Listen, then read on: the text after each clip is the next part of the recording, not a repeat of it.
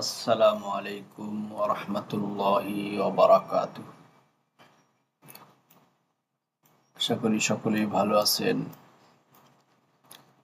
আমাদের analysis next উইকের জন্য analysis দেওয়া হয়েছিল। অ্যানালাইসিসে বলা হয়েছিল মার্কেট মোটামুটি আপ ট্রেন্ডের দিকে যাইতেছে। তো আজকেও দেখেন 1 আওয়ারের চার্ট হিসেবে মার্কেটটা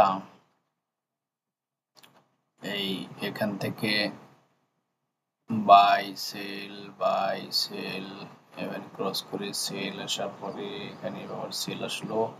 এই পর্যন্ত মার্কেটটি গত সপ্তাহে টাচ করার পরে এখানে আজকে গ্যাপ ডাউন দিয়ে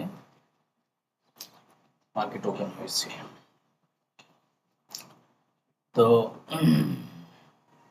বর্তমান মার্কেটটা একটা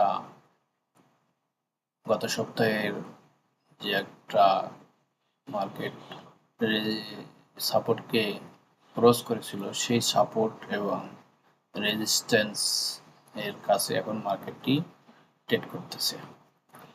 তো এখান থেকে মার্কেট এই যে একটা ট্রেন্ড লাইন, তারপরে এখানে একটা সাপোর্ট রেজিস্ট্যান্স, এই জায়গাতে মার্কেট ট্রেড করতেছে। এখন এই মার্কেটটা এখান থেকে এই রেজিস্ট্যান্স আর সাপোর্টকে ব্রেক করে আবার এই পর্যন্ত, অর্থাৎ এই সাপোর্ট রেজিস্ট্যান্সের পর্যন্ত যে আবার এখান থেকে পুল ব্যাক করে প্রথম টার্গেট হয়তো বা এটা হতে পারে। এরপর এটা যদি কন্টিনিউ করে তাহলে এটা ক্রস করার পরে দ্বিতীয় টার্গেট হবে এখান থেকে এই পর্যন্ত। আর যদি মার্কেটটি নিচের দিকে যায় তাহলে এখান থেকে আজকের একটি দেখেন সকালবেলা যখন মার্কেটটা অন হয়েছে তখন ঠিক এখান থেকে মার্কেট এই পর্যন্ত আসছে, অর্থাৎ গত সপ্তাহের একটা সাপোর্ট লেভেল, এখানে একটা সাপোর্ট লেভেল, এই দেখেন আমি একটু মার্ক করে দেখাই। এই সাপোর্ট লেভেল এবং এই সাপোর্ট লেভেলকে আসার পরে এখান থেকে আবার পুলব্যাক করে উপরে গিয়েছে। এখন যদি মার্কেট এখান থেকে আবার ডাউনফল করে এখান থেকে, তাহলে সে এই পর্যন্ত আসতে পারে। এখান থেকে একটু ছোট্ট হালকা করে উপরের দিকে যাওয়ার পরে ব্রেক করার পরে তারপরে এরকম ভাবে এই লাইন পর্যন্ত আসতে পারে। এই লাইন কেন আসবে, যে দেখেন গত কিছুদিন আগে এই জায়গাতে একটা তার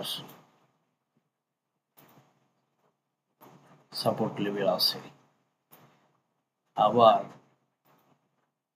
এখানে এসে এটা একটা সুন্দর একটা নাম্বার যেমন হচ্ছিল 3950 রাউন্ড নাম্বার যেটা বলে, এটার রাউন্ড নাম্বারও আছে। এই হিসাবে একটা টার্গেট নেওয়া হয়েছে যে মার্কেটটা যদি নিচের দিকে আসে তাহলে এই পর্যন্ত আসতে পারে।